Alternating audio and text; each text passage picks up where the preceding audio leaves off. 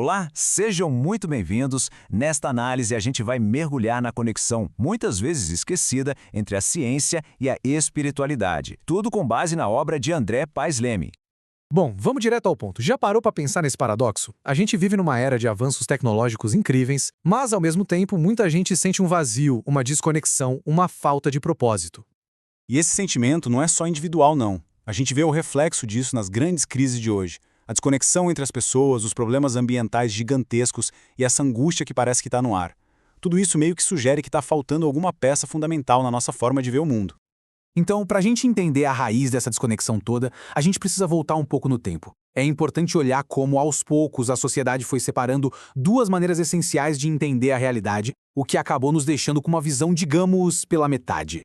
Acredite, nem sempre foi assim. Lá atrás, nas civilizações antigas, do Egito à Grécia, passando pela Índia, o estudo da natureza e do espírito andavam de mãos dadas. Eram inseparáveis. Os filósofos e os sábios da época viam o universo como um todo, um reflexo de algo maior. Aí, uma mudança histórica gigantesca aconteceu. Foi o que o material que a gente está analisando chama de o Grande Divórcio. Uma cisão que criou um abismo na nossa forma de entender não só o universo, mas a nós mesmos. E olha, essa linha do tempo aqui mostra isso direitinho. A gente sai de uma visão de mundo unificada, holística, e vai caminhando para uma visão toda fragmentada. Foi uma jornada que começou lá na União da Antiguidade e chegou na separação que a gente vive hoje, principalmente depois que o racionalismo do iluminismo colocou a dimensão espiritual de escanteio. O que aconteceu foi que se criou essa divisão, essa falsa escolha, ou uma coisa ou outra. A ciência foi colocada numa caixinha, a do racional, do objetivo, do como as coisas funcionam. E a espiritualidade foi para outra, a do irracional, do subjetivo, do porquê a gente está aqui. Isso limitou demais a nossa compreensão da realidade. Mas é aqui que a história dá uma virada fascinante.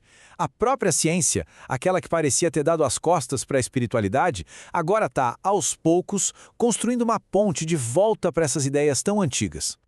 Sabe, descobertas de ponta na física quântica, na neurociência, elas estão mostrando que a realidade é bem mais interligada, bem mais misteriosa do que o modelo puramente materialista imaginava. Elas estão até sugerindo que a consciência não é só um resultado do cérebro, mas que ela pode ter um papel central na própria criação do universo. Então, o ponto-chave é o seguinte: aquelas ideias que pareciam só coisa de misticismo, tipo o poder da intenção ou a ideia de que está tudo conectado, agora estão encontrando um paralelo na linguagem da física quântica. O efeito do observador, por exemplo, onde o simples ato de observar algo muda o resultado, isso é um exemplo perfeito. Tá, mas se a ciência e o espírito estão fazendo as pazes, como é que a gente pode usar esse entendimento na prática, no dia a dia, para desbloquear nosso próprio potencial? A resposta, gente, está na nossa mente subconsciente. Pensa nela como uma ponte entre o nosso mundo de dentro, o das nossas crenças, e o nosso mundo de fora, o das nossas experiências. É ali, nesse jardim fértil, como disse Joseph Murphy, que as sementes da nossa realidade são plantadas. Olha, pensadores como Napoleão Hill já tinham sacado isso há muito tempo. A ideia é que, para algo acontecer no mundo real, a mente precisa primeiro conseguir imaginar e, mais importante, acreditar de verdade que aquilo é possível. E não é só ele, né? As tradições espirituais, há milênios, apontam para a mesma direção, para dentro. Elas mostram que a fonte de todo poder, da paz, da criação, não está em algum lugar lá fora, mas sim dentro da nossa própria consciência. E aí vem os pioneiros mais modernos, como o Deepak Chopra, e conectam tudo isso. Ele nos mostra como esse nosso estado interior se reflete diretamente no nosso corpo, na nossa saúde. O corpo seria um campo de energia que responde aos nossos pensamentos e às nossas emoções. Então, se a gente juntar toda essa sabedoria, dá para traçar um caminho bem prático para se transformar. Primeiro, ter uma intenção muito clara.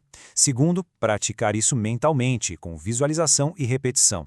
E terceiro, que talvez seja o mais desafiador, cultivar uma fé profunda de que a mudança vai acontecer.